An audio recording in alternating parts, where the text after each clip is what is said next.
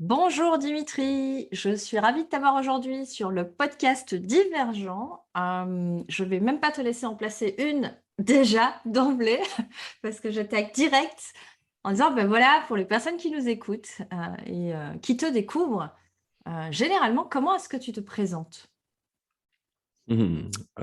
Salut Sandra. Eh ben, écoute, comment je me présente? Je m'appelle Dimitri Ajon. Je suis l'heureux fondateur d'une agence web qui s'appelle Infoconception et qui aide les entreprises à être présents sur Internet. Voilà, avec la création de sites, le référencement et de la formation. Ok, donc généralement tu as plutôt tendance à te présenter sur le volet pro ou est-ce que ça selon le contexte et les personnes, ben, tu adaptes un peu ton pitch, j'ai envie de dire. Oh, bah, forcément, j'adapte. Si on se voit en cercle d'amis dans un bar où je suis déjà même plus en mesure de pitcher, forcément, je vais plutôt parler du perso. Bah ouais. Mais si on est sur du réseau pro, je vais parler du pro. Ouais, pas de souci. Je fais plein de trucs en perso à côté, donc ouais, Ok, il y a plein d'autres choses à dire. ok, comme quoi. Notamment, je suis prof d'arts martiaux à côté, donc j'ai mon Hmm, école, etc. Donc plein de choses sur le côté sportif également, en ce qui me ok, concerne.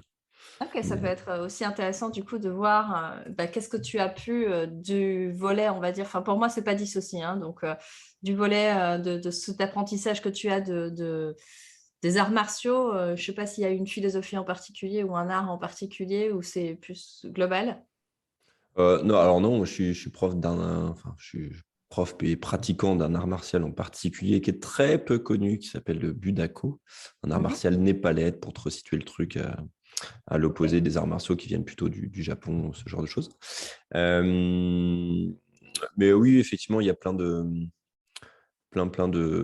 cohérence avec le monde de l'entreprise, le côté courage, risque, challenge, objectif, tout ça. Je rencontre beaucoup de pros qui ont cette affection particulière avec le sport et avec Hmm. même les arts martiaux aussi.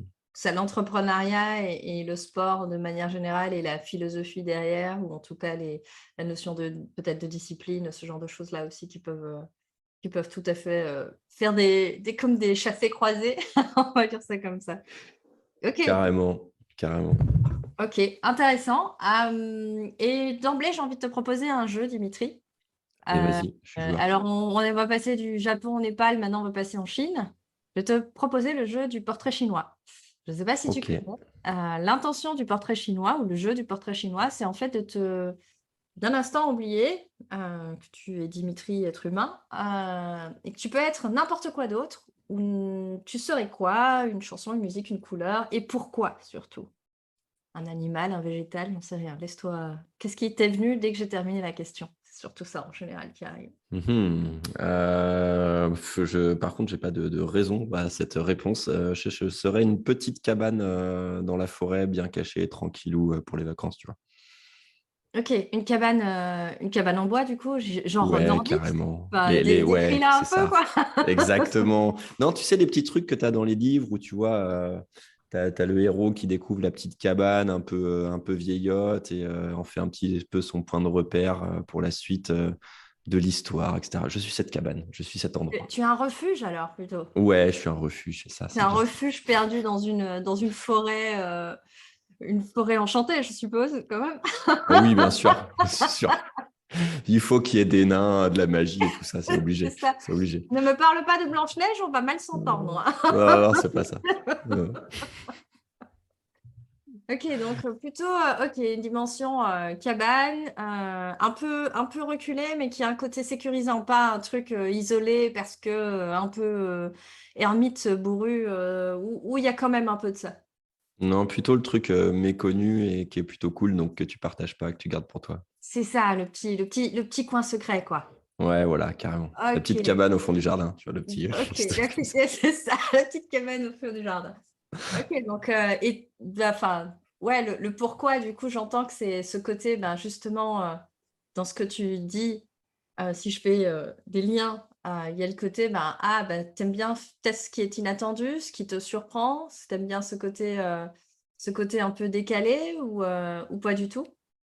Ah oui, non, j'aime bien le côté, nouvelle chose, inattendue, venir par un chemin auquel personne t'attendait et cetera. Oui, clairement. Le côté, surprendre. Le côté surprendre, ouais, c'est ça. Ouais, clairement. Surprendre et comme on dit, penser en dehors de la boîte. Exactement. Voilà. Tu vois, tu as les, tu sais, genre portraits chinois et les animaux, tu sais, je suis un peu le renard un peu filou, tu vois? Tu vas des chemins, tu savais pas que c'était possible.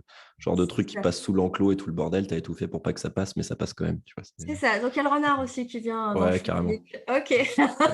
Cool. Pour le côté ouais, pour le côté, un peu rebelle du coup, un peu ce truc de, être hors des codes ou hors de, voilà, il y a les codes pour les autres et puis il y a la troisième voie, celle que toi tu crées, quoi. Ouais, tu as les codes pour tout le monde, mais effectivement, tu as ceux qui les suivent ou ceux qui testent autre chose. Les divergents, quoi. Ouais, peut-être, carrément, les divergents, pourquoi pas.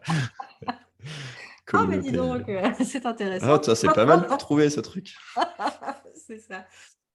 OK, bah, merci de te prêter au jeu, donc Bah, la de rien. cabane et le renard, merci beaucoup.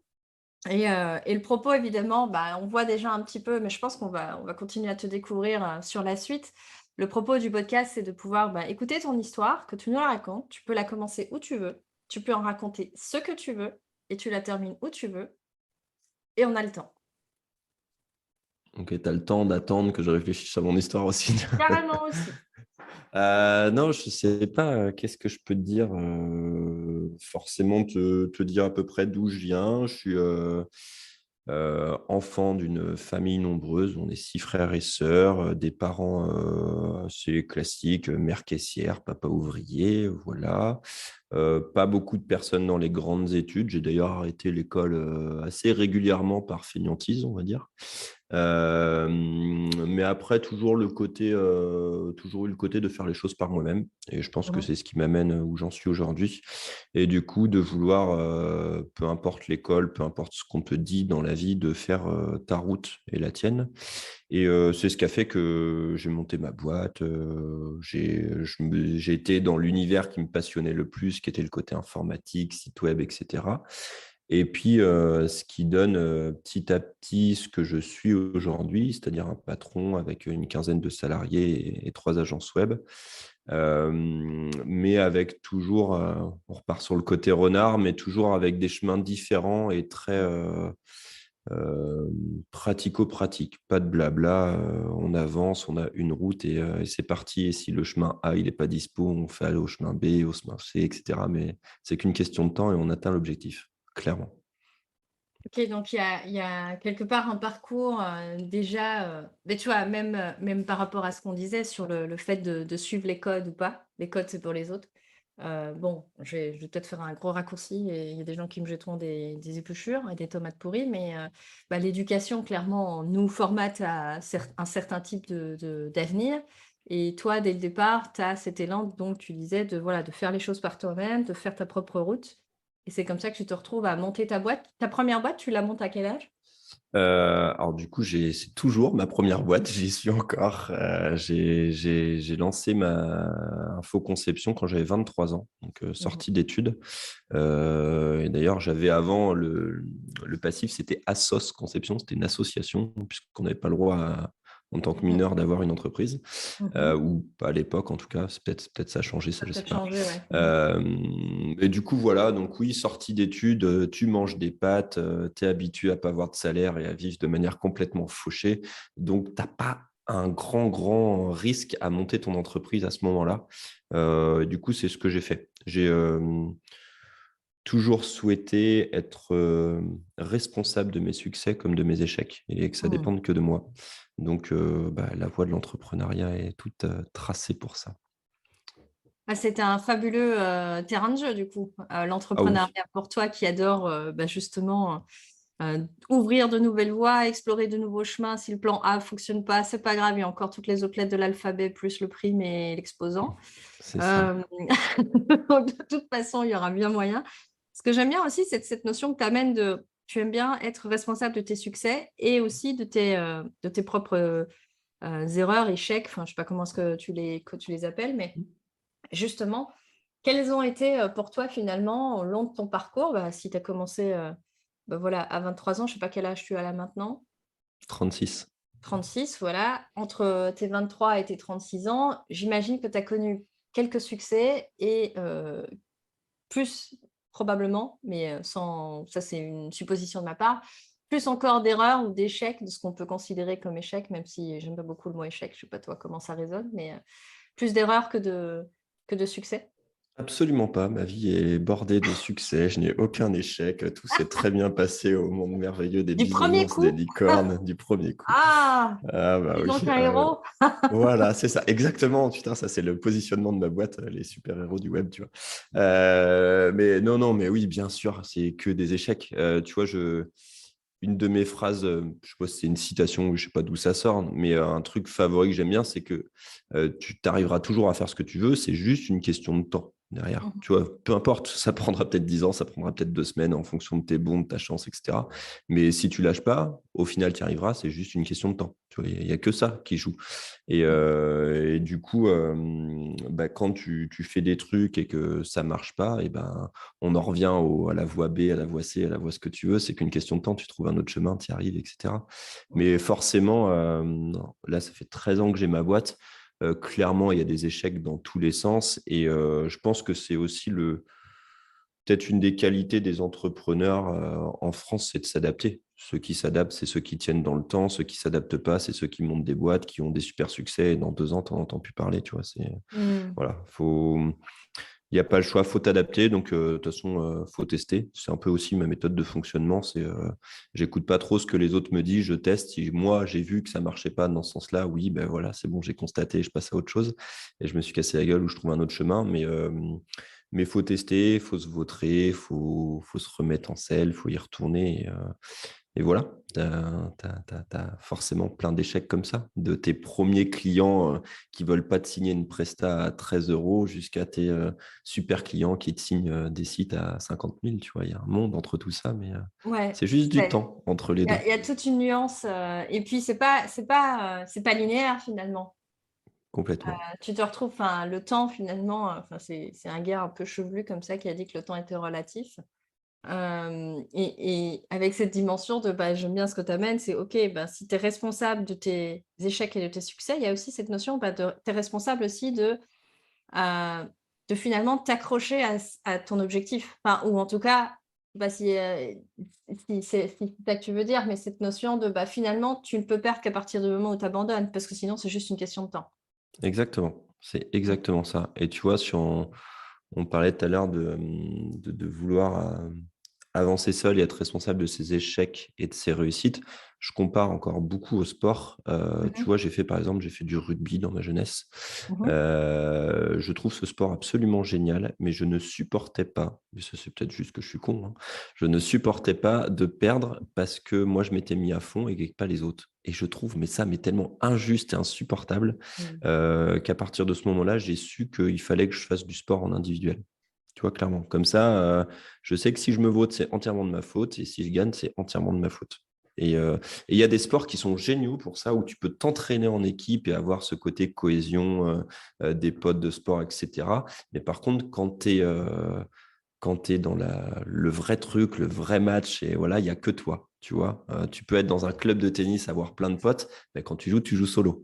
Tu peux être dans les arts martiaux, faire des compètes dans tous les sens, tu t'entraînes, t'en chies, tu pleures avec tes collègues et que ça en entraînement. Ils te supportent derrière, etc. Mais quand tu es sur le tatami, tu es tout seul. Et Mmh. tu es responsable du coup de ce qui va se passer. OK, donc en fait, c'est vraiment cette dimension quand tu disais d'être responsable, c'est vraiment aussi de t'approprier, du coup, toi, pleinement. Parce que de la même manière, j'imagine que ça tu vois, tu pourrais aussi voir l'autre côté qui est que, bah, si tu es dans un sport d'équipe où, là où ça, toi, ça t'agaçait, c'était le côté, ben, les autres, sont pas au top. Du coup, on a perdu parce que tout le monde n'a pas donné 100. On va dire ça comme ça, si je caricature. Mais quid quand toi, tu es pas en capacité de donner 100 et que l'équipe te soutient? Tu vois? Je veux dire, tu as toujours les deux volets. Oui, tu es pas responsable, mais en même temps, il y a tu es pas une machine non plus. Si? Enfin oui, tu as un héros, Ouais, c'est vrai. c'est ça, les héros, c'est jamais. Mais effectivement, je t'avoue que j'ai pas je me penche très peu sur la vision inverse où c'est moi qui me donne pas à 100% avec les autres qui me portent parce que je trouverais ça tellement insupportable que je resterais pas dans C'est une ça. équipe. Tu vois. Yes. Donc, OK. ouais. Mais pas moyen. ça reste, enfin, je veux dire, tu vois, dans ta manière de fonctionner, en tout cas, comme tu parlais, c'était un peu cette notion de, bah, le but du jeu, c'est de s'adapter. Le but du jeu, c'est de donner 100% de chance à ton objectif ou à la réussite de ton objectif, peu importe le temps que ça prendra. Tu as vraiment ce drive-là, je vais dire ça comme ça. Est-ce que dans ta vie, justement, tu as des épisodes de vie où tu t'étais donné un objectif, tu as cru que tu y allais, c'est bon, tu avais le chemin A, il était bon, il était bien, tout était bien balisé. Et puis, c'est passé un truc, c'est le genre de truc qui arrive jamais, quoi. L'imprévu, ça s'appelle. Qui fait un peu quand même, qui fait un peu mal, quoi, qui pique un peu. Tu te prends le mur et tu sens bien la texture, quoi. Tu vois ce que je veux dire? Ça t'est déjà arrivé? Et comment est-ce que tu as fait pour, bah, je sais pas, est-ce que toi, ta technique derrière, c'est défoncer le mur ou le contourner ou voilà? Comment tu fonctionnes, toi, Dimitri, quand tu te retrouves face à, on va dire, un petit imprévu, quoi? Je suis un guerrier, je tape sur ton rocher jusqu'à temps qu'il tombe en morceaux, il n'y a pas moyen. Mais ouais, dans les tout premiers objectifs, clairement, peut-être même juste sur la scolarité, tu vois, c'est le truc Mmh. le plus explicite. Je m'étais focalisé, j'ai toujours kiffé le côté informatique, ordi et tout ça. Je me suis toujours dit, tu vois, je fais partie de ces générations qui ont grandi avec les premiers PC, les connexions ADSL et tout ça qui sont arrivés et qui ont vraiment rendu le monde d'Internet et tout ça dans les foyers. Et c'était vraiment cool. Et je me suis toujours dit, j'en ferai ma passion, mon truc, Mmh mon mh. métier. Clairement, par exemple, je m'étais dit au niveau des études, tu vois, passer quatrième, troisième, en gros, allez, tu vas aller dans les écoles BEP où tu vas bosser sur de l'électronique, de l'informatique, ce genre de choses. Et du coup, ça, c'était très tracé dans ma tête, tu vois, c'était obligé que ça se passe comme ça, c'était logique. Sauf que j'avais oublié que j'étais juste un petit con à l'école et que j'avais un comportement horrible et que du coup, je me suis fait recaler sur dossier parce que le comportement était atroce et que je me suis fait recaler sur les voies de garage en mode, c'est pas péjoratif, hein, mais plutôt c'est le truc là où il y avait de la dispo. Et tu vois, c'était plutôt des métiers manuels et c'est ce qui a fait que je me suis retrouvé, un truc qui n'a rien à voir, je me suis retrouvé finalement, j'ai fait cinquième, quatrième techno, troisième techno, BEP tourneur-fraiseur, enfin le truc, tu vois, tu sens que c'est pas du tout le chemin que tu devais avoir. Et, clairement, donc là, c'était gros échec pour moi parce que j'étais très loin de ce que je voulais faire au final. Donc, assez, assez triste finalement sur l'avenir qui m'attendait à ce moment-là. Parce que tu le vois, hein, tu sais que bah voilà, si je continuais dans cette voie-là, c'était les 3-8, c'était l'usine, et puis voilà, quoi. Mmh. C'était pas ce que j'avais en tête à l'époque, clairement. Et ben, du coup, on revient au côté peut-être résilience et un obstacle, et peu importe la taille de l'obstacle, c'était un obstacle de ouf à mon âge, tu vois, juste on me dit que la suite de tes études, c'est pas du tout ce que tu voulais. Ouais. Et ben, du coup, c'est de se remonter les manches et quand même de trouver autre chose. Et à ce moment-là, ce que j'ai fait, c'est que j'ai continué mes BEP, mais j'ai trouvé des stages dans lesquels je pouvais faire les sites internet des boîtes dans lesquelles j'étais. Donc, j'allais dans des boîtes en mode tourneur-fraiseur, mais j'essayais de, allez, si vous voulez, je vous fais votre site, machin, je suis assez à l'aise, je suis le petit gars qui fait de l'ordinateur, tu vois, à l'époque, c'était ça, tu vois. Et du coup, je C'était faisais le les geek. sites, ouais, le C'est petit geek, ça. clairement, tu sais, c'était le côté webmaster au sens large à l'époque, ça voulait tout et Tout rien et rien dire, quoi. dire. Et je faisais le petit webmaster. Et du coup, je faisais les sites des boîtes, etc.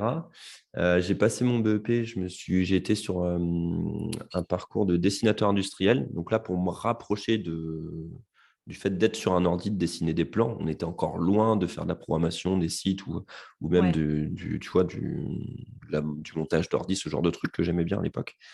Mais bon, c'était déjà mieux que d'aller me geler le cul à l'usine avec des horaires de nuit, tu vois. Donc ça, c'était Mmh. plus cool.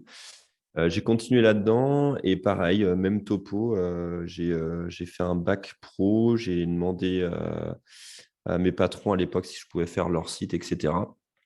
Et là, arrivait, une fois à la sortie de mon bac pro, arrivait l'instant fatidique où je pouvais retrouver un truc qui correspondait un petit peu au parcours que j'avais laissé, c'est-à-dire de me réorienter vers un BTS réseau et informatique. C'était trop bien. Sauf qu'à l'époque, je te redonne le contexte, je suis fils dans une famille de 6 enfants, donc les études supérieures, c'est mort, t'imagines même pas. Donc, Mmh. c'était en fait les choix que j'avais, c'était soit je stoppe, je vais à l'usine, comme je te disais, soit je me remonte les manches, je trouve un taf le soir pour payer mes études parce que c'était du lycée privé. Je me craque pas en études parce que j'ai pas le choix à l'erreur, c'est moi qui paye mes études.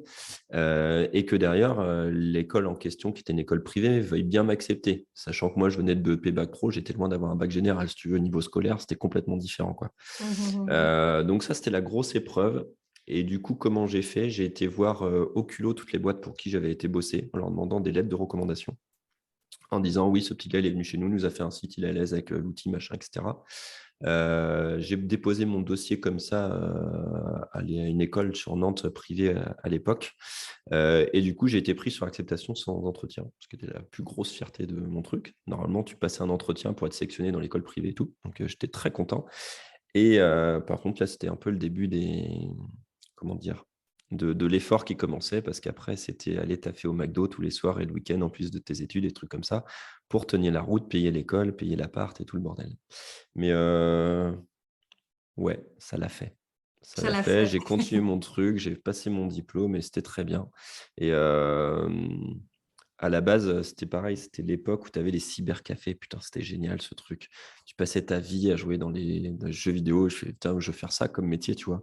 Je m'étais dit: «Vas-y, je passe mon diplôme, j'ai un truc, je peux aller voir les banques, avoir de l'argent, monter un cybercafé et puis jouer aux jeux vidéo toute la journée. C'est formidable ce métier».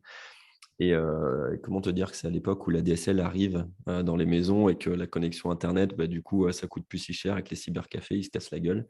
Mmh. Donc 1re année d'études, je me suis réorienté vers la programmation et du coup, j'ai fini mon diplôme et bah, là, j'avais 23 ans et j'ai mis sur un papier tout ce que je savais faire. Voilà, je savais faire des trucs en informatique, monter des PC, je savais faire des formations pour les petites dames qui voulaient apprendre à se servir des mécènes et ces trucs-là à l'époque, tu vois? Enregistrer des photos, à faire du stockage sur un disque dur, je savais Envoyer des commencer à whiz. faire des sites. Voilà, c'est ça. Et du coup, j'ai tout mis, j'ai imprimé mes petites cartes, j'ai fait le tour de mon patelin, je les ai distribuées dans les boîtes à lettres et puis j'ai trouvé mes premiers clients et ça m'a amené aujourd'hui à ce moment-là, à aujourd'hui. Voilà. C'est ça, donc en fait, dans ton parcours, bah, c'est intéressant parce que tu dis, ben, finalement, tu te retrouves à un moment charnière où, bah, tu as quand même l'option d'aller à l'usine, mais il y a qu'une partie de toi qui se résigne pas, quoi. Qui se dit pas, parce qu'il y a quand même une décision, tu vois, à ce moment-là, à prendre. Tu aurais pu aussi, dire: «Bah, OK, en fait, oui, bah, c'est mon destin» ou je sais pas quoi, accepter la fatalité et dire, que c'est comme ça. Au lieu de ça, tu prends la voie de l'effort. Et pas enfin, tu vois, la voie du héros, quand on parle de voyage du héros en coaching, il y a vraiment ça, c'est tu l'appel qui te dit: «Non, moi, il y a autre chose qui m'attend». Hem, il va y avoir un prix à payer et tu as parlé, bah, voilà, de taffer le week-end, le soir, en plus de tes études, de pas avoir, en fait, a priori, en tout cas, à ce moment-là, quand tu poses ta candidature dans ce lycée, je comprends que tu es pas hyper confiant parce que tu dis: «Bon, j'ai pas suivi le parcours, le schéma le parcours, idéal pour qu'on me dise un oui tout de suite», quoi, en gros. Mais là, à ce moment-là, c'est ça que je trouve intéressant parce que je fais beaucoup de liens entre la résilience et la pensée divergente. C'est ce côté, OK, après tu as cette idée, tu dis au culot, d'aller, voir toutes les personnes pour qui tu as déjà apporté de la valeur, en fait et de leur demander une lettre de recommandation. À cet âge-là, c'est quand même assez rare qu'il y ait, des personnes qui se disent: «Ah bah tiens, je vais, déjà de un, je vais me présenter comme, je suis tourneur-fraiseur, mais à côté les gars, je peux faire votre site internet».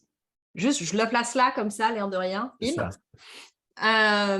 Qui en plus, on te dit: «Ah bah ouais, vas-y, viens, teste, de toute façon, on comprend rien à tous ces trucs-là». En gros, à l'époque, je pense que ça devait se résumer à peu près à ça, c'est créer un site internet à l'époque, c'était quelque chose, hein. C'est pas comme maintenant où on a tous les outils qui sont déjà quasi, C'est ça. faits et que n'importe qui peut faire son site. Hem, souvenir et donc non, mais c'est vrai.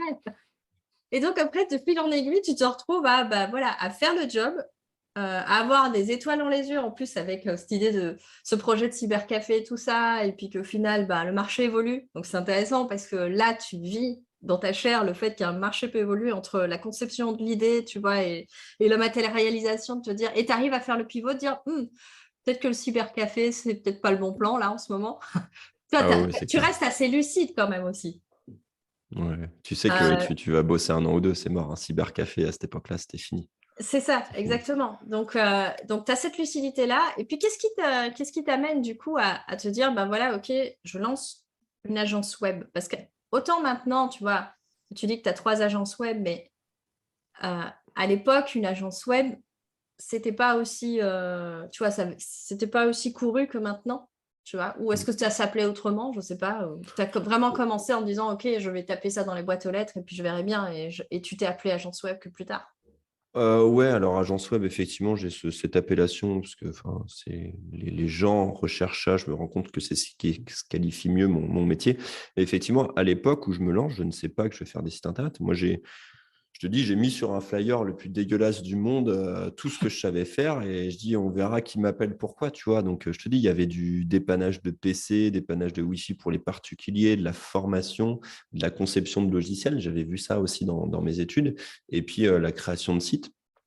Et Mmh. au final, j'ai été après, au bout de quelques mois, dans ce qui était le plus rémunérateur pour moi.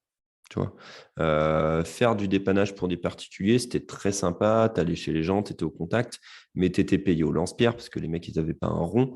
Il se passait le moindre truc, tout était pour ta pomme. Alors tu vois, dans les grandes lignes, je dis une connerie, tu viens installer une imprimante, internet a planté 24 heures après, c'est pour ta pomme et ils viennent, ils disent: «C'est quoi ce bordel?» et tout ça. C'était insupportable en fait, de bosser avec les particuliers sur ce genre de truc.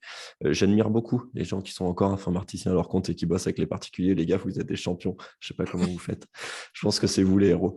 Et du coup, voilà. Et puis après, je me suis dit, bah voilà, là, j'ai quand même des gens sur les prémices des plateformes du style codeur ou ce genre de choses, tu vois, qui arrivaient sur le marché où tu pouvais commencer à dire, bah oui, moi je peux faire un truc pour 5 balles de l'heure. Il faut être prêt à baisser ton froc à l'époque, hein. Je mangeais des pâtes, je rappelle, donc tout va bien, 5 euros de l'heure, ça m'allait très bien.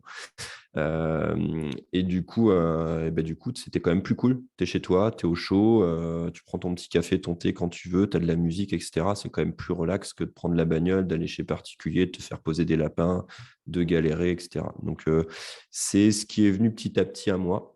Mmh. Et du coup, j'ai fait ça pendant 4 ans en freelance. Enfin, c'était les débuts de statut de l'auto-entreprise. Et du coup, j'ai créé mes premiers sites comme ça pendant 4 ans jusqu'à atteindre les plafonds, peut-être d'évoluer petit à petit en Ouais. termes de chiffres. Donc, c'est ce qui m'a permis de passer de la 205 Junior à la première BMW, tu vois, sur le truc. Voilà, Sur ça, l'échelle du ça donne, statut ça donne une social. direction. Sur une C'est échelle ça. de réussite sociale par la voiture, tu vois, on est là-dessus. C'est con, mais ouais, c'est ça. C'est ça, je vois. Donc, en fait, en fonction de la taille de la voiture que tu as pu mesurer finalement ton succès, quoi. De manière Euh, concrète, parlons de ça, parlons bagnole. je Non, n'assume pas du tout la phrase sur les voitures juste avant, je tiens à le dire. on va l'effacer. Ah bah non, Bah non, c'est on dommage. l'efface pas. Voilà. C'est dommage.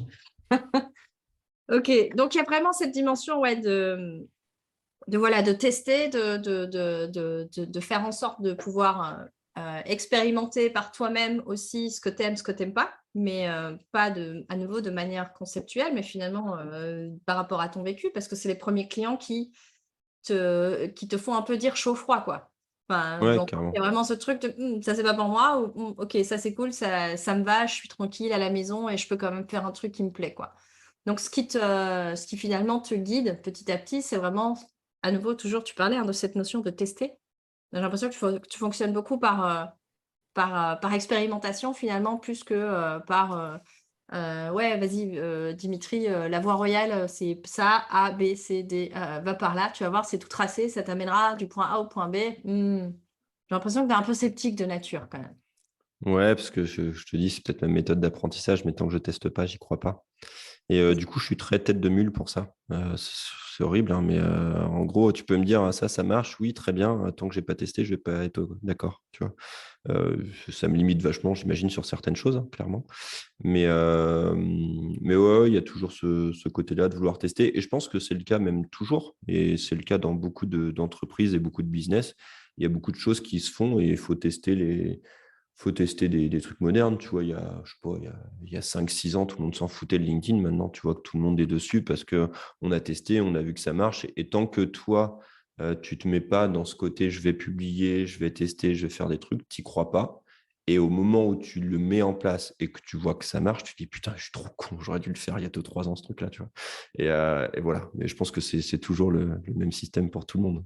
Ouais, c'est un peu comme ceux qui ont pas investi dans le bitcoin et qui se disent qu'ils ont manqué le Putain, coche. j'en fais partie, je suis trop dé je me le dis au moins une fois par mois ce truc-là, tu vois? Mais je le fais toujours pas. Voilà. OK. Ok. Et justement, fort de toutes ces expériences, je veux dire, de vie, tu parles beaucoup justement de l'entrepreneuriat et cette dimension que tu disais que finalement, ça t'a permis, toi, de développer encore plus tes affinités, de mieux identifier, j'imagine aussi, où est-ce que tu crées le plus de valeur pour tes clients. Au jour d'aujourd'hui, qu'est-ce qui t'anime dans ce que tu fais et de ce que tu proposes d'ailleurs, à tes clients? Mmh. Alors ça a beaucoup évolué aussi au fur et à mesure des années. Au début, j'étais tout seul et j'étais développeur. Forcément, je faisais beaucoup de prod et j'aimais pas trop, communiquer, très peu sûr de moi, sur les mails, les messages et cetera. Ça aurait été impensable de faire un podcast, tu vois, par exemple, Mmh. complètement. Après le fait d'avoir grandi en équipe, d'avoir plusieurs salariés et là, ce que j'aime beaucoup maintenant, c'est la polyvalence de ma semaine. Heu je vais, autant prendre de plaisir à faire une journée team building hier avec mes équipes, à faire un audit sur du référencement parce que ça me fait plaisir de revenir à des trucs assez classiques de prod, à faire du TikTok ce matin, à faire un podcast après-midi, à faire un post LinkedIn, et puis après aller, voir, des personnes que je connais par le réseau pro, puis d'échanger autour de leur business et comment acquérir des clients. C'est en fait tellement varié que je crois que c'est ce qui me plaît, c'est ouais, la polyvalence de tout ce que tu peux faire quand tu as une boîte et que tu commences à avoir le staff suffisant pour déléguer les trucs qui sont un peu trop dans la prod. Mmh. Là, je dis souvent ça à mes équipes, c'est la notion que j'ai chez moi. Je suis très heureux de faire mon travail. Depuis 13 ans que je fais ma boîte, quand je me lève, c'est un gros kiff parce que je sais que je vais passer une journée qui va me faire kiffer. Et c'est ce que j'essaye d'apporter à tous mes salariés. Je veux qu'eux, ils puissent être aussi heureux de bosser et de grandir dans une entreprise. Je ne sais pas si ce chiffre est toujours d'actualité, mais je crois qu'en France, on n'est que 10% seulement à faire un taf qu'on aime. C'est juste un scandale, ce Mmh. truc. Mmh. Voilà. Et c'est Ouais, j'avais faut faire entendu la des révolution statistiques pour aussi ça, c'est comme pas ça, normal. ouais, de personnes que finalement vont le fameux job alimentaire, quoi. Finalement, un peu en mode, je fais un job alimentaire, mais du coup, j'ai aucun sens dans ce que je fais et après on s'étonne pas vraiment du coup de voir le niveau de désengagement et de burn-out aussi. Donc ouais, chose qui du coup ne fait pas partie, en tout cas de la culture d'entreprise, chez toi. Ouais, clairement, mais je j'ai des avis très tranchés et des fois je suis un peu incisif sur, la manière dont je parle, mais putain, tu fais un job alimentaire, tu plais pas, mais tire-toi une balle quoi, fais autre chose. C'est pas possible de rester toute sa vie comme ça, au secours. Mmh. Tu peux pas.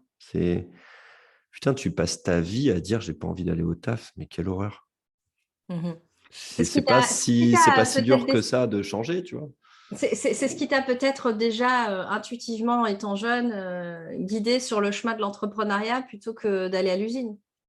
Ah C'est oui, ce oui, bah, truc de clairement. c'est impossible, c'est intolérable pour toi, quoi? Ouais, je préfère partir avec 1 € par jour à la Pékin Express et faire le tour du monde que d'aller bosser à l'usine, c'est sûr. Ouais. Mmh. Ouais, ouais. OK. Et dans ce que tu vois, tu parlais de la diversité, enfin, de la polyvalence de tes journées, donc de la richesse de toutes les tâches que tu peux faire. Tu t'es jamais retrouvé justement à être, submergé? Tu vois, il y a toujours un peu cette phase identité en plus, il y a une petite crise identitaire du solopreneur, tu vois, qui est en micro-entreprise et cetera et puis tu deviens patron, tu commences à avoir des salariés, donc il y a une tu vois, il y a plus de responsabilités pour reprendre aussi, donc oui, là, on en revient à cette notion de comment est-ce que tu as géré ce challenge-là, étant donné que, tu es plus seul responsable, là, du coup? Comment tu as fait pour lâcher prise par rapport à ce que tu disais avant de: «OK, moi, j'aime être, responsable de mes succès et de mes échecs», quand tu arrives à avoir, une boîte avec enfin 3 boîtes avec 15 salariés? Alors en fait, comme je te disais, j'étais pendant 4 ans solo et du coup, pour faire l'annexe avec le sport, c'était 4 ans où je bossais le matin. L'idée, c'était de travailler tous les matins et d'avoir environ, 1 200 € par mois. C'était OK. l'objectif, hein, c'était pas fou, mais pouvoir m'entraîner l'après-midi et continuer les arts martiaux et cetera. Ça, j'ai fait ça Mmh. pendant 4 ans. Ça m'a permis de faire des combats et cetera et de mener ma petite carrière de combattant à cette époque. Et après, il y a un moment où juste j'avais fait le tour de la question et je me suis dit: «Bah, voilà, ce qui me fait kiffer, c'est plus de j'en ai marre d'être tout seul devant mon ordi et de voir personne». Tu vois, les espaces de coworking, tout ça, c'était pas encore d'actualité, tous ces trucs-là. Mmh, ouais. Je pense que ça aurait été à refaire dans cette génération-là, je serais dans les espaces de coworking et je serais toujours solopreneur, peut-être. Et là, c'était de me dire: «Bah, voilà, maintenant, je vais peut-être m'associer avec d'autres personnes qui sont comme moi un peu isolés. Et puis, c'est pas grave, si c'est moi qui gagne un peu mieux ma vie, je vais juste prendre des bureaux, je vais les louer et puis on bossera tous ensemble, tu vois. Et c'était l'idée. Donc, c'était le truc. Et du coup, c'est ce qui s'est passé. Donc, au début, je me suis associé avec des freelances, un autre développeur, un graphiste, tu vois, pour apporter une espèce de meilleure qualité pour mes clients à l'époque. Et puis Mhm. finalement, il y a eu plus de travail, plus de demandes. Donc, j'ai proposé aux gens de devenir salariés. C'était cool parce qu'ils avaient un plein temps, ils avaient pu aller chercher les clients, etc. C'était plus facile. Et puis, ça a grandi comme ça, petit à petit. Et du coup, côté responsabilité, effectivement, je me sens toujours responsable de mes clients, de l'image qu'on renvoie toujours. Mhm. Une des particularités chez nous, c'est qu'il n'y a pas de contrat. Si les gens restent, c'est parce qu'ils veulent rester avec nous, c'est parce que c'est les bouche-oreille, c'est un bon truc. Sans ça, je ferme ma boîte. Si les gens, ils n'aiment pas ce qu'on fait, ça veut dire qu'on fait un taf de merde et c'est pas possible, tu vois. Mhm. Je veux que mon entreprise, elle apporte à tous mes salariés le côté cool de bosser. Elle apporte à tout le monde un salaire minimum pour vivre décemment, etc., sans trop se poser de questions si tu vas au resto le soir ou pas. Voilà, très clairement. Et je veux qu'elle apporte à mes clients un résultat qui soit satisfaisant pour avoir envie de dire que, OK, ils bossent bien et de continuer à bosser avec nous. Si j'ai ces trois trucs-là, on est pas mal. Tu vois, ça veut dire que le job est fait. Et puis Mhm. après, ça grandira comme ça grandira, mais je serai assez content de ce qui se passe. Et puis, je pense que les personnes qui bossent avec moi, mes collaborateurs, sont assez responsables de leur pôle et de leurs clients aussi. Et je pense qu'ils partagent cette vision-là. Et c'est ce qui fait qu'ils restent chez nous et tout. Mais voilà. Et je reviens sur ce que tu disais sur les risques. Alors, effectivement, quand tu es solo, tu te plantes tout seul. Quand tu es patron, que les finances vont un peu moins bien, etc., ouais, il y a un peu plus de stress parce qu'il n'y a pas que toi et ta petite vie. Tu as aussi si tu extrapoles un peu tous tes salariés, derrière toute leur famille et un peu leur confort. Et le, le stress n'est pas le même quand tu as plusieurs salariés que quand tu es tout seul. Ça, c'est clair. C'est ça. Et comment, du coup, tu arrives à... tu vois, tu parlais d'adaptation tout à l'heure. Je sais pas si tu connais l'expression d'un monde, on évolue dans un monde VUCA, là, volatile, incertain, enfin VICA en français, volatile, incertain, complexe et ambigu. Et justement, comment tu navigues quand tu te retrouves avec des mois, parce que bah, je veux dire, la réalité, on va dire l'entrepreneur, c'est qu'il n'y a pas un côté stable, prédictible, tu vois, genre comme le salarié Mm. qui fasse du bon boulot ou qui fasse pas du bon boulot. De toute façon, la fiche de paye, elle tombe tous les mois. Euh, mais l'entrepreneur, il y a vraiment cet engagement, enfin, je trouve, en tout cas, c'est vraiment cette dimension de, OK, là, le cœur du truc, c'est vraiment le client, c'est vraiment cette notion d'apporter un maximum de valeur. Tu parlais de satisfaction, parce qu'un client content, bah, du coup, bah, tu le fidélises, tu fais de la rétention, de la fidélisation. Enfin, c'est un peu la base du commerce, quoi, quelque part. Si je t'apporte pas de valeur ou que je te déçois, ben, tu vas aller voir ailleurs, c'est un peu obligé. Donc comment est-ce que toi tu fais pour gérer justement ces moments où, je ne sais pas moi, où là, il y a moins de clients, hem, où il y a moins en fait, même pas forcément moins de clients, mais tu sais, il y a cette notion aussi de trésorerie qui est pas tout le temps, tu es lisse, bah, la facture elle est pas payée au moment où toi tu l'attendais et cetera. Enfin bref, tu sens mais pourtant tes charges, elles sont toujours là. Comment tu as Mm. contourné ça, cet obstacle-là, on va dire ça, toi en tant qu'entrepreneur depuis 13 ans? Alors, quand je me suis lancé avec mes premiers salariés, j'ai été très prudent, c'est-à-dire que j'avais mis beaucoup, beaucoup d'argent de côté. Ce qui fait que je Mmh. voulais un matelas de sécurité en termes de trésorerie, parce que je ne savais pas où je m'engageais. D'ailleurs, pendant longtemps, je me suis dit, je vais bosser qu'avec des freelances, comme ça, si ça se passe mal, j'ai juste à dire, on arrête de bosser et il n'y a pas de contrat, tu vois, c'est pas contractuel. Mmh mh, mmh. Euh, Après, au niveau de la loi, tu fais ça, faut pas, c'est pas bien, tu vois, il n'y a pas le Pas droit. bien. Pas bien. L'URSSAF, il va venir te voir, il va dire, c'est pas bien, monsieur. Donc voilà, non, non, faut pas faire ça, ne déconnez pas. Et du coup, oui, donc forcément, il faut avoir une trésor de côté. Derrière, je suis un patron qui est très communicant. Quand ça va pas, je le dis. Quand ça va, je le dis. Et ça permet aussi de répartir les charges. Tu vois, quand on manque de clients ou ce mois-ci, les objectifs ne sont pas atteints, et ben, je sais que c'est tout le monde au global qui va essayer de se bouger pour transformer des trucs, tu vois, qui étaient sur le feu, machin, qu'on laissait traîner de côté, etc. Mais quand je dis tout le monde, c'est pas que les commerciaux, c'est vraiment toute la boîte. Tu vois, c'est Ouais, les c'est ça. développeurs qui vont dire, tiens, pensez au fait à aller contacter Dimitri, ce serait bien qu'on mette de la maintenance, des trucs comme ça, tu vois, qui vont avoir cette notion-là. Et du coup, ce qui est cool, c'est ça revient dans l'autre sens. Quand j'ai des personnes en prod qui disent, vous êtes gentils, les commerciaux, mais là, on est blindés, on n'en peut plus, foutez-nous la pelle, laissez-nous produire. Et ben, d'où on sait qu'on décharge un peu, qu'on fait d'autres trucs, qu'on est un peu plus relax, qu'on fera des objectifs derrière, etc. Et c'est cette notion vraiment d'équipe qui fait que ça fonctionne. Je pense que ça se ressent en termes de clientèle, parce que comme tu le disais tout à l'heure, des clients, pour moi, qui sont contents, qui sont satisfaits de ton travail, ça devient mais vraiment des ambassadeurs. Au même titre que tu as des mecs qui vont dire putain, j'étais mangé dans un resto, mamma mia, c'était trop bon, viens, on y va la semaine prochaine. Bah, c'est le même deal. Et à côté de ça, j'ai mangé dans un resto, c'était horrible, faut pas y aller. Bah, cette notion de bouche-oreille que tu retrouves partout, Mm, c'est typiquement pour moi ce qui fait que tu as de la demande entrante ou que tu n'en as pas, quoi.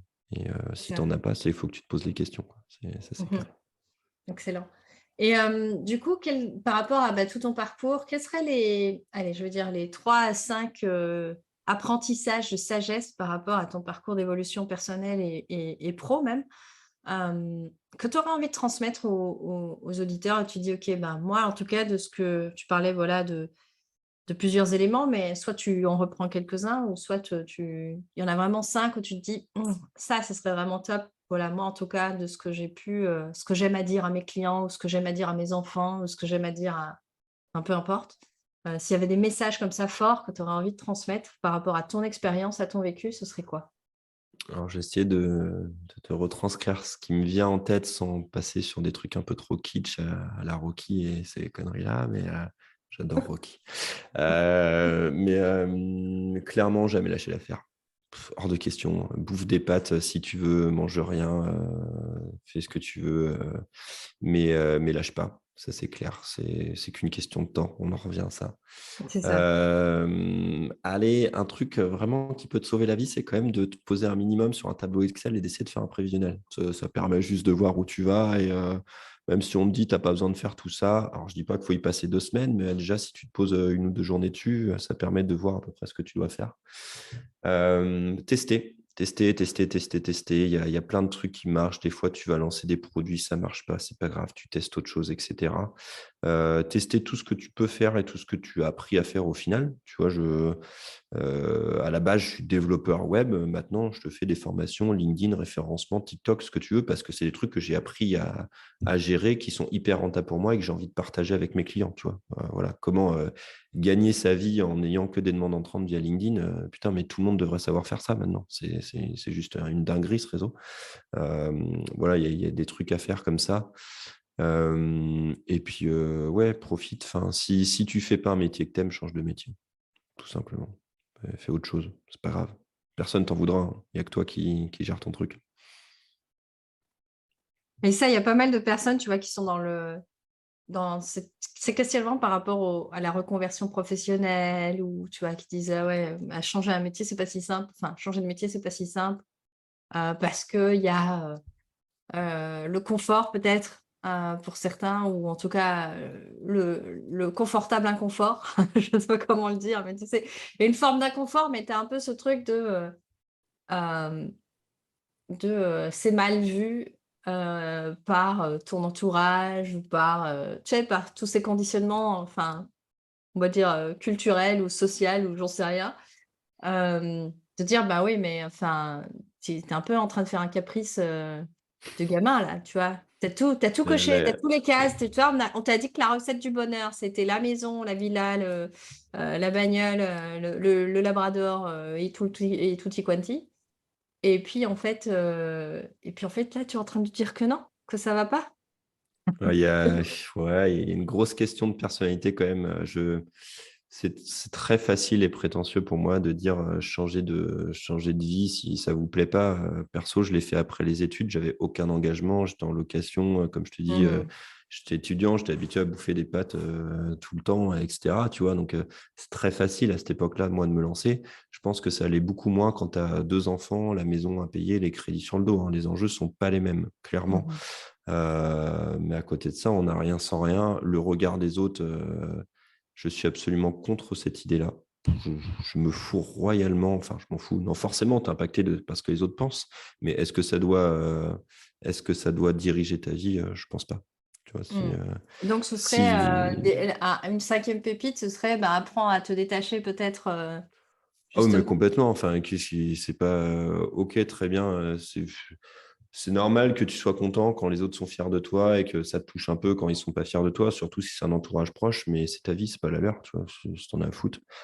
Si j'ai envie de tout arrêter parce que je kiffe autre chose et que je veux faire autre chose, je le ferai sans aucun problème, tu vois.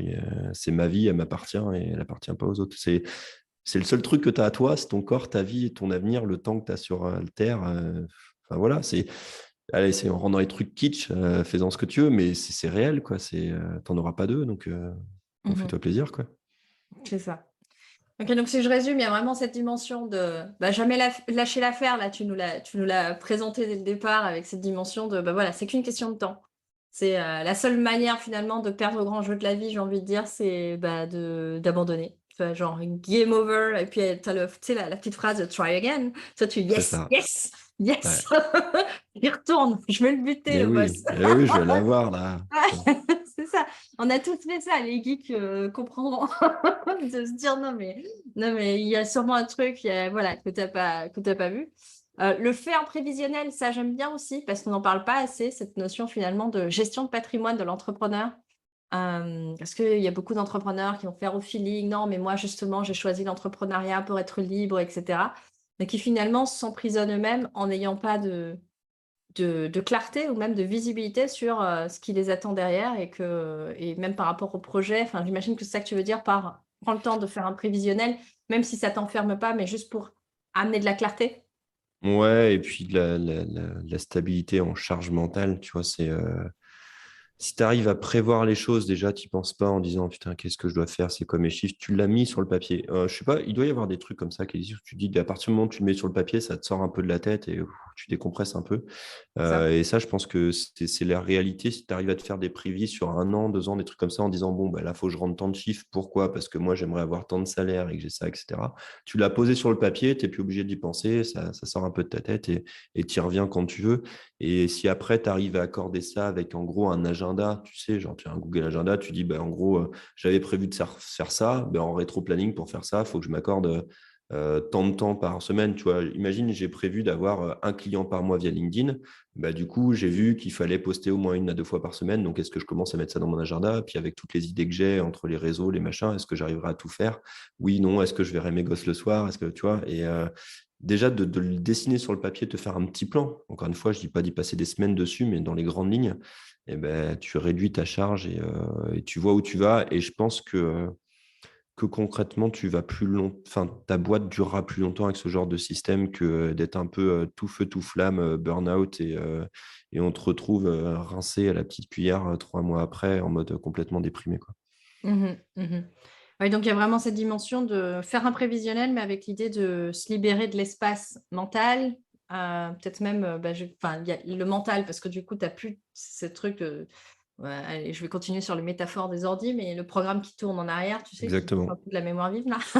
Ouais, Finalement, c'est bon, une fois que tu as traité le dossier, tu fermes, petite croix, c'est réglé, c'est c'est ça. Tu le fous posé sur donc ton disque externe et tu le ranges dans ton placard, tu y voilà, retourneras c'est quand tu ça, auras c'est besoin. bon, c'est posé. Enfin, tu as mis les actions. Après, c'est intéressant aussi parce que c'est bien de faire un prévisionnel, mais dans ce que tu parlais, enfin, en entreprise, c'est un peu le b.a-ba, mais je préfère le redire, c'est cette notion de rétro-planning. C'est de dire: «OK, c'est bien que tu aies fait un prévisionnel, mais après, c'est quelles sont les actions concrètes que tu peux ramener, dans ta réalité quotidienne, dans ton day to day, quoi, Mm.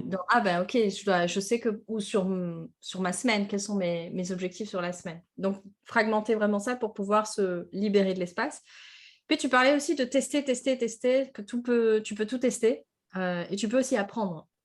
Donc c'est pas juste tester des choses que tu connais déjà, c'est pas juste tester, enfin, j'imagine qu'il y a aussi une nuance dans test ce que tu as envie de tester aussi, un minimum? Parce que j'imagine, tester des choses qui te parlent pas, c'est peut-être pas un bon plan, quoi. Non, non, ça rejoint Un toujours le minimum fait d'intérêt, en tout cas. qu'il faut, ouais, il faut faire les trucs que tu aimes bien, hein. Clairement, je vais pas aller tester des trucs que j'aime pas faire parce que déjà, je le ferai pas bien, c'est sûr.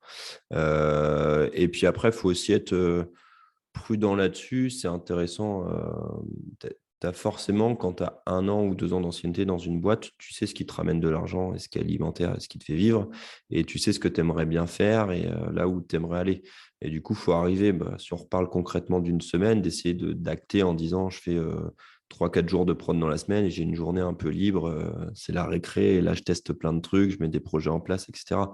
Moi, c'est un peu, la manière de faire que je vais avoir à l'agence. Par exemple, là, sur les derniers trucs qui sont sortis, c'est les formations en ligne. On n'a pas réinventé la roue, tu vois? Et ça existe encore plein de fois, mais c'est des choses qu'on faisait en présentiel et qu'on voulait faire en ligne. Et ben, du coup, on avait cette ambition-là, mais tant que personne s'y mettait, ça avancerait pas. Et à côté de ça, tu peux pas passer 2 semaines à faire que ça parce qu'il faut que tu fasses de la prod, il faut que tu fasses des sites, il faut que tu fasses des analyses de référencement. Enfin voilà, tu as plein de trucs à faire. Et du coup, c'est de se dire: «Bon, ben voilà, tu veux que dans 3 mois, ce soit fini. Combien de temps tu as besoin au minima par semaine?» Du coup, tu vas bloquer au moins, je sais pas, une demi-journée dans ta semaine pour travailler là-dessus et avancer sérieusement, tu vois? Et Mmh. ça, c'est à mi-chemin entre le prévis, tes objectifs et pas lâcher l'affaire, tu vois? Il y a un peu de tout là-dedans. Ouais, ouais. Mais il y a aussi une intention, enfin vraiment un engagement aussi, tu vois? Tu pourrais très bien, tu sais, il y a plein de personnes qui vont, faire cet exercice de prévis, de dire: «OK, je lâche pas l'affaire», mais en même temps, je sais pas, le jour où j'ai bloqué la demi-jour pour bosser sur le projet, formation par exemple, bah, j'ai pas envie quoi. J'ai plutôt envie Ouais, de mater un truc sur Netflix dans ou ce cas-là, change, va travailler, va faire la facilité et me fais pas chier. Faut y aller, tu vois? C'est enfin, tu c'est il y a je comprends pas que c'est pour toi ce que tu fais, tu vois? Personne va le faire à ta place, c'est ton truc, c'est ton avenir. Si tu pas envie de le faire, le fais pas, mais va pas te plaindre 2 semaines après en mode ça avance pas et cetera. Si tu mmh. pas prêt à t'investir dans ton propre projet, ta propre vie, tire-toi une balle, ça sert à rien. C'est radical. Eh Bon. oui, mais non, mais tu vois bien ce que je veux dire. Il y a un moment où tu es grand, tu vois, c'est fini l'époque où c'est tes parents qui te poussent au cul en te disant: «Faut y aller, oui, tu dois dire bonjour, oui, tu dois faire tes lacets, oui, il faut te brosser les dents». Enfin, tu es un grand garçon, tu le sais, une grande fille, si tu pas prête à t'autodiscipliner, forcément, ça avancera pas. Ouais et donc c'est pour moi, en fait, c'est ça, c'est il y a vraiment dans quand tu disais, parce que ça rejoint la 4e, pépite là que tu partageais ou leçon, c'était, apprentissage, c'est si tu fais pas un métier que tu aimes, tu changes.